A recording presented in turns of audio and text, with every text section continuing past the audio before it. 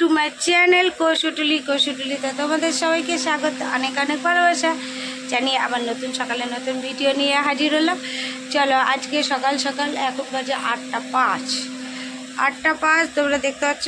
হ্যাঁ 8টা 5 এখন ছেলে যাবে পরীক্ষা দিতে, তাই সকাল সকাল করে এনেছি চা করে এনেছি। আর দাদাভাই এখন ব্লগ এডিট করতে ব্যস্ত, তো চট করে খেয়ে দিই। আর মানে জানলা এই দরজা খোলার সাথে সাথে আলোর ঝলক চলে এসেছে ঘরের মধ্যে, আর তাপও প্রচুর। পারবি তো পরীক্ষা? পারবি? ছেলে আর বাবা চলল পরীক্ষা দিতে। ছেলের সাথে বাবা এখন 1 ঘন্টা বসে থাকবে। ঘড়ি কাটা 10টা 25, জাস্ট 10টা 10-এ আমরা ঘরে এসেছি, আমি আর ছেলে পরীক্ষা ছিল। তো আসার সময় কচুরি কিনে আনলাম, মালপোয়া আর হচ্ছে আলুর তরকারি। আর দিদিভাই এখন চা বানালো। এই কচুরি খেয়ে এখন আমি বেরোবো র্যাপিডো করতে। তো রিকের গাড়িটা আছে, রিকের গাড়িতেই করে এখন র্যাপিডো করবো। রিকের গাড়িটাকে নাম্বারটাকে আপডেট করলাম র্যাপিডোর ওখানে করে, দুপুরবেলা আসবো, এসে খেয়ে দিয়ে আবার বিকেলবেলা আমি আর দিদিভাই বেরোবো সুইগিতে। তো তোমরা স্কিপ না করে দেখতে থাকো। এই দাদাভাই বেরিয়ে যাচ্ছে এখন র্যাপিডোতে।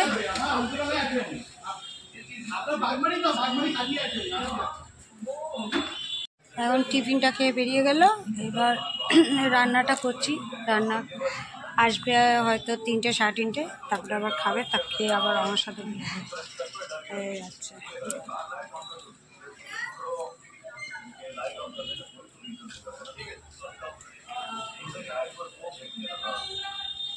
ঘড়ির কাটায় 2:25। আর দাদাভাই অনেকক্ষণ আগে চলে এসেছে। কারণ হচ্ছে দাদাভাই এত সুন্দর একটা কাজ করেছে, তোমাদের শেয়ার করছি, দাঁড়াও।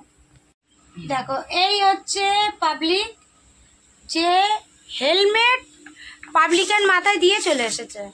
মানে তুমি কাজ করছো, তুমি দেখবে না যে আমার হেলমেটটা কোথায় গেল না গেল। পেমেন্ট পাবলিকও যেমন পাবলিক, সেও হেলমেট মাথায় দিয়ে চলে গেছে। তা তুমি নাম্বারটা যে ও তোমাকে যে এই যে ঘি দিয়ে আগে এটা খাও, ভেন্ডি লবণ দেওয়া আছে ওর মধ্যে। এই হচ্ছে দাদাভাইয়ের অবস্থা। মানে হেলমেট যদি আরেকটা না থাকতো তাহলে আমাদের তো আজকে বাইকে যাওয়ারই অসুবিধা হয়ে যেত। পাবলিকের মাথায় হেলমেট দিয়ে চলে এসেছে।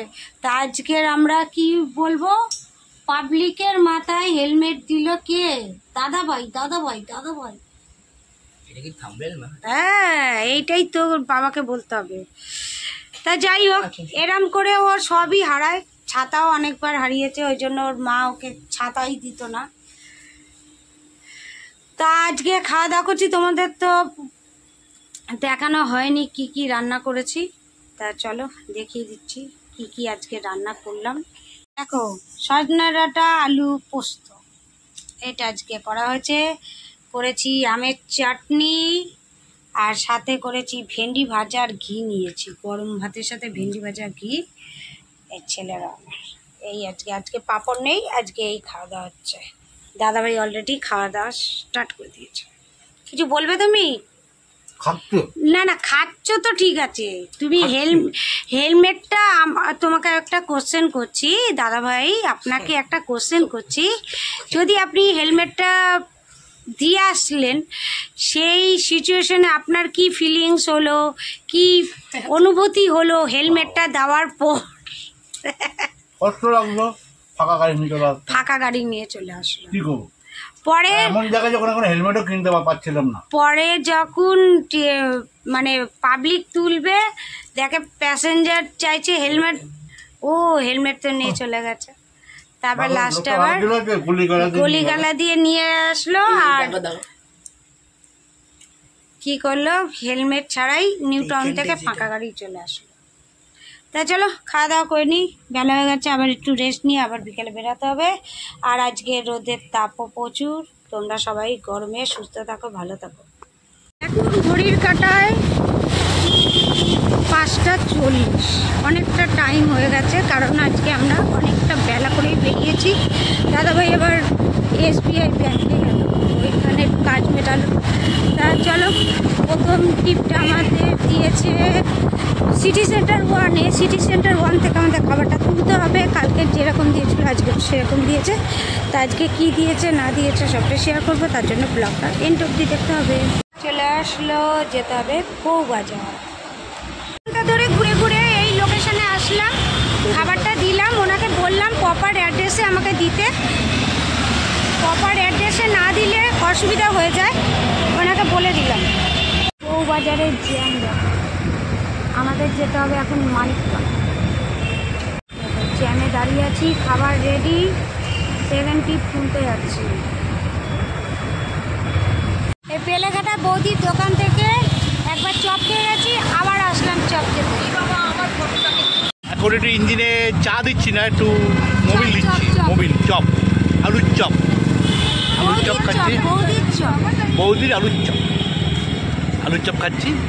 তারপর ওয়াই মোমো থেকে খাবারটা নেব, নিয়ে যাবো হচ্ছে আবার বেলেঘাটায়, তারপর শিয়ালদা এন্টাল।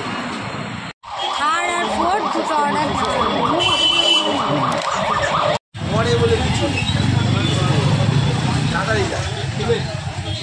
রাসমণি বাজারের সামনে দাঁড়িয়ে আছি, দিদিভাইকে খাবারটা দিয়ে দিল। আমরা এখন ইন্টারলি পার্ক সার্কাসের ভেতরে আছি। পার্ক সার্কাস থেকে এটা একটু ভেতরেই, মানে দেখালো ইন্টারলি, কিন্তু ইন্টারলি ছাড়িয়ে আসলাম। দাদাভাই ওই বাড়িটায় গেছে, সবুজ কালারের ওই বাড়িটায় গেছে, আর আমি এই মোড়টায় দাঁড়িয়ে আছি। এখান থেকে দুবার পাস করলাম, তারপরে ওনাকে ফোন করলাম, প্রপার অ্যাড্রেসটা নিলাম। মানে খাবার অর্ডার দিচ্ছে, প্রপার অ্যাড্রেস দিচ্ছে না, যার জন্য বেশি করে ঘুরতে হচ্ছে আমাদের। টুংফুং থেকে 5 নম্বর খাবার তুলে নিয়েছি, এবার যাব সল্টলেক। দাদাভাই দাঁড়িয়ে আছে সামনে। না ওটিপি নাও, দাদাভাইকে দিয়ে দিলাম ওটিপি, এবার লিখবে। নামটা কি? টুংফুং চাইনিজ রেস্টুরেন্ট, চাইনিজ রেস্টুরেন্ট না?